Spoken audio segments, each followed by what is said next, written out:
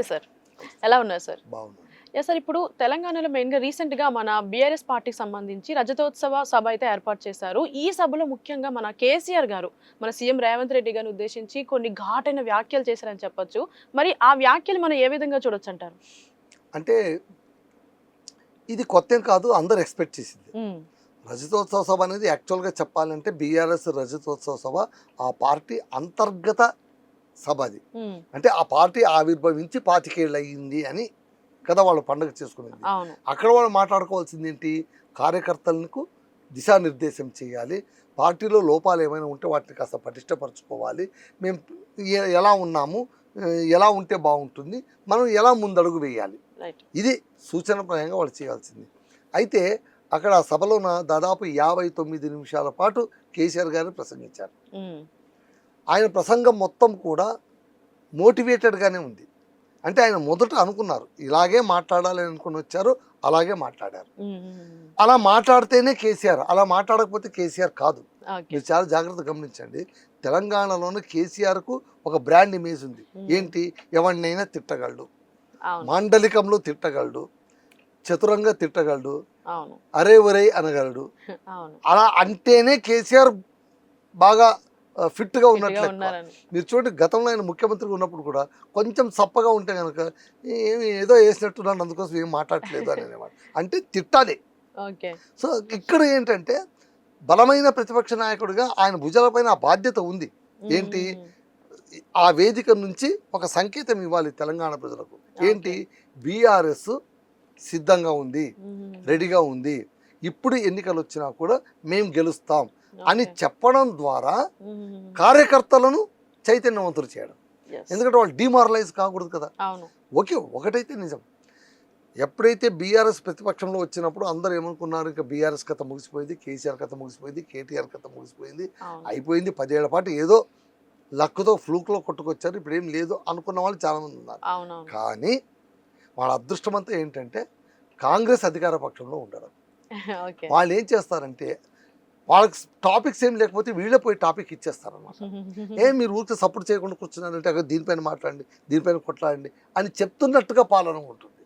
అందుకోసం చూడండి, మీరు ప్రతిపక్షంలో కూర్చున్న ఒక వారం రోజుల నుంచే యాక్చువల్గా కేసీఆర్ గారు ఏం చెప్పారు, ఏడాది పాటు ఎవడు మాట్లాడొద్దండి, ఒక టైం ఇద్దాం, ఆ తర్వాత చూద్దామని. కానీ వాళ్ళు ఆగలేదు, వీళ్ళు ఆగలేదు, ఒకరొకరు ఎత్తి పోసుకుంటూనే ఉన్నారు. ఇంకా రేవంత్ రెడ్డి గారు ఇంకా ఆ దూకుడు ఆయనకు తెలిసిందే కదా. పైగా ఆయనకు లోపల ఒక పెద్ద కసి ఉంది. ఏంటి? తన్ను అనవసరంగా జైలు తీసుకెళ్ళి కూర్చోపెట్టాడు ఈ పెద్ద మనిషి, తిట్టాలి. ఆ కసి ఎవరికైనా ఉంటుంది. ఆయనకు మళ్ళీ విక్టిమ్, ఆయన బాధితుడు. సరే, ఎందుకు బాధితుడు, ఆయన కేసులో నిందితుడు కాదా అంటే అది వేరే చర్చ. ఆయనైతే జైలుకి వెళ్ళాడు, కూతురు పెళ్లి ఉండగా కూడా నిర్దాక్షిణ్యంగా తీసుకెళ్లి లోపల కూర్చోబెట్టారు.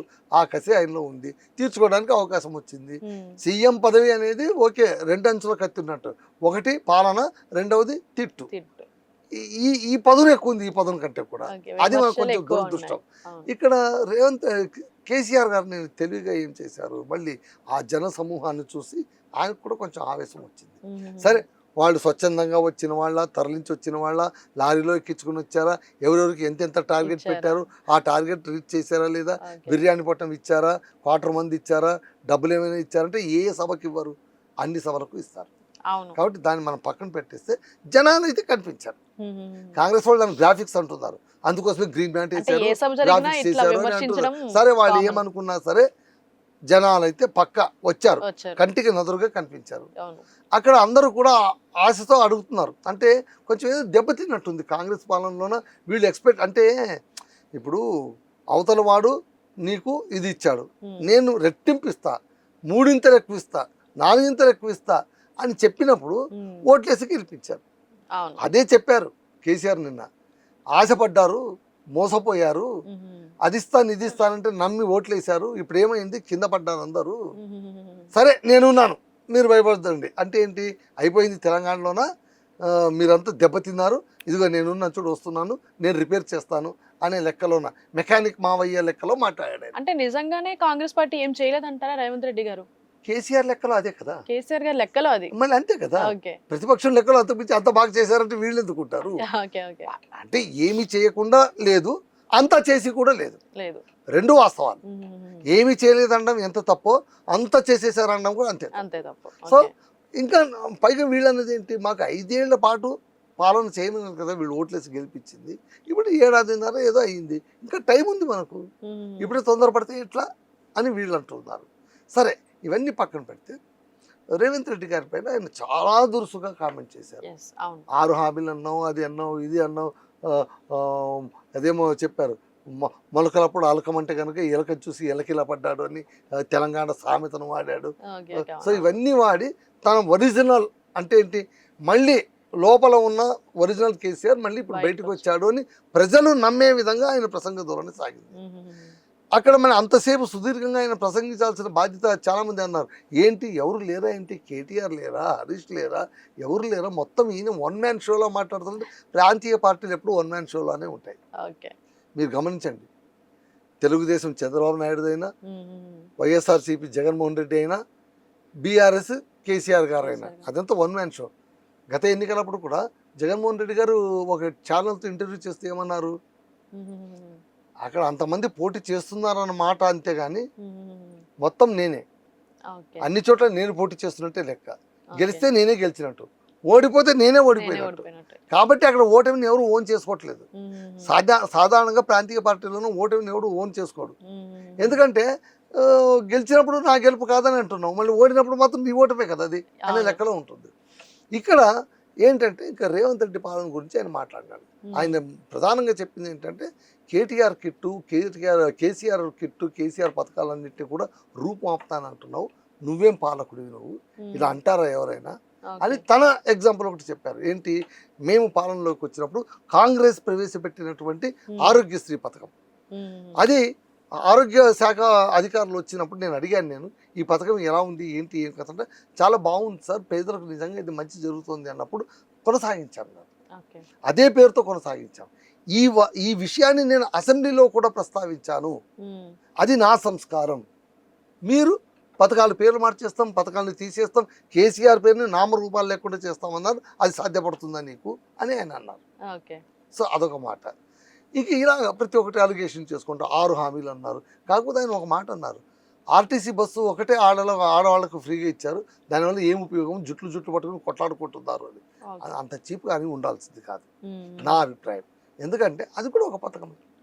యాక్చువల్గా మీరు గమనించండి, ఆర్టీసీ బస్సు ఉచిత ప్రయాణం ఇవ్వడం వల్ల వాళ్ళు చెప్పిన మాట అయినా నాకు ఇది ఎందుకో నిజం అనిపించింది. ఇప్పుడు ఎంప్లాయీస్ ఉన్నారు, కూలీ పని చేసుకునే మహిళలు ఉన్నారు, వాళ్ళకి ఎంతో కొంత ఇంటి పని చేసుకునే మహిళలు ఉన్నారు, వాళ్ళందరూ అటు నుంచి ఇటు తిరగడం వల్ల వాళ్ళకు ఎంతో కొంత ఛార్జ్ మిగులుతుంది. వాళ్ళకి నెలకు ఒక 300 మిగిలినా కూడా దాంతో ఏదో ఒక చిన్నపాటి వెసులుబాటు ఇచ్చినట్టే కదా ప్రభుత్వం. దాన్ని కాదనమని అంటే నేను ఏంటంటే బుల్డోజ్ చేయొద్దు అని చెప్తున్నా. అక్కడ రేవంత్ రెడ్డి గారైనా ఇటు కేసీఆర్ గారైనా ఎవరిని కూడా బుల్డోజ్ చేయొద్దు. విమర్శించండి, సహేతుకంగా విమర్శించండి, నిర్మాణాత్మకంగా విమర్శించండి, తిట్టాలనుకుంటే తిట్టండి. కానీ బస్సు ఫ్రీగా ఎందుకు ఇచ్చినారు, ఆడోళ్ళు జుట్లు పట్టుకుని కొట్లాడుకోవడానికి ఎవరిని తక్కువ అంచనా వేస్తున్నారు మీరు? మహిళల్ని తక్కువ అంచనా వేస్తున్నారా? ఈరోజు హైదరాబాద్లోనే ఎంతమంది మహిళలు ఎంప్లాయీస్ సెక్టర్ని పక్కన వదిలిపెట్టేసేయండి, కూలీ నాలి చేసుకునే మహిళలు ఎంతమంది లేరు? పల్లెల నుంచి వచ్చి ఇక్కడ కుటుంబాన్ని పోషిస్తున్న వాళ్ళు ఎంతమంది లేరు? మళ్ళీ వాళ్ళందరూ కూడా ఉత్తి పుణ్యానికి తిరిగారు కదా బస్సులోనా. అది కొంచెం అంటే సరే ఆ ఫ్లోలో వెళ్ళిపోయింది కాబట్టి మనం ఏం చేయలేము. అయితే ఒకటైతే నిజం, రేవంత్ రెడ్డి గారు ఆయన మళ్ళీ ఏం ప్రయత్నం చేస్తున్నారో, ఆయన ఎలా కష్టపడుతున్నారో వీ డోంట్ నో. ఆయన ఒక మాట అనుకుంటూ ఉండాల్సింది ఏంటి, ఖజానాలో డబ్బులు లేవు, అప్పులు కిస్తీలు కట్టడానికి మాకు సరిపోతుంది, మళ్ళీ మేము ఏం చేయాలని అన్నాం. వెంటనే ఏం మాట వస్తుంది, అవును మళ్ళీ అప్పులు లేవనే విషయం మీకు అప్పుడు తెలీదా? ఎన్నికలప్పుడు మళ్ళీ మీరు ఎట్లా వాగ్దానాలు ఇచ్చారు, అంతకు మించి మాట్లాడారే, మళ్ళీ ఇప్పుడు చేసి తీరాల్సిందే. అదే మాట కేసీఆర్ అన్నాడు, అప్పులు అన్నావు ఏమైంది నీకు అప్పుడు తెలియదా నీకు అని ఆయన అన్నాడు. 10 ఏళ్ల పాటు నేను తెలంగాణను కళ్ళలో పెట్టుకొని చూసుకున్నాను, ఈ సంవత్సరంలో ఆగమాగం అయిపోయింది, లేదు ఈ తెలంగాణ బాగుపడాల్సిందే, ఎక్కడ పోగొట్టుకున్నామో అక్కడే వెతుక్కోవాలని కార్యకర్తలకు కూడా చెప్పారు. తెలంగాణ ప్రజలకు ఆయన ఉద్దేశించి చెప్పారు, ఇప్పటికైనా తెలివి తెచ్చుకోండి, ఓట్లు మంచిగా వేయండి, అంటే నాకే వేయండి, మళ్ళీ మమ్మల్ని గెలిపించండి, మేము మంచిగా చేస్తాం. ఆయన మంచిగా చేయలేదు, అంతే కదా. ఎప్పుడు ప్రసంగం అంతా ఎట్లా సాగిందంటే ఆయన తిట్టడం, తన్ను పొగడుకోవడం. పరనింద ఆత్మఘోష, పాత కేసీఆర్ ఆత్మస్తుతి బయటకు వచ్చారు. పరనింద, ఇవి రెండు తప్ప మూడోది ఏం లేదు. ఓకే, అంటే మరి దీనికి సంబంధించి రేవంత్ రెడ్డి గారు ఏమన్నా? ఆయన కూడా రిటార్ట్ ఇచ్చారుగా. ఓకే ఓకే ఎప్పుడైతే నేను ముఖ్యమంత్రి అయినానో ఆ రోజు గుండె పగిలి చచ్చాడు ఆయన. ఎందుకంటే ఈయన అన్నాడు 20 ఏళ్ల క్రితమే కేసీఆర్ చచ్చాడు, ఇప్పుడు నన్ను కొత్తగా చేసేది ఏముంది, నేను ఉద్యమంలో నేనేం చేశానని చెప్పడానికి పోయాడు. 2 రోజులకి ఈయన గుండెకి చచ్చాడని ఈయన అన్నాడు. ఉంటాయమ్మా, ఎందుకుంటావు?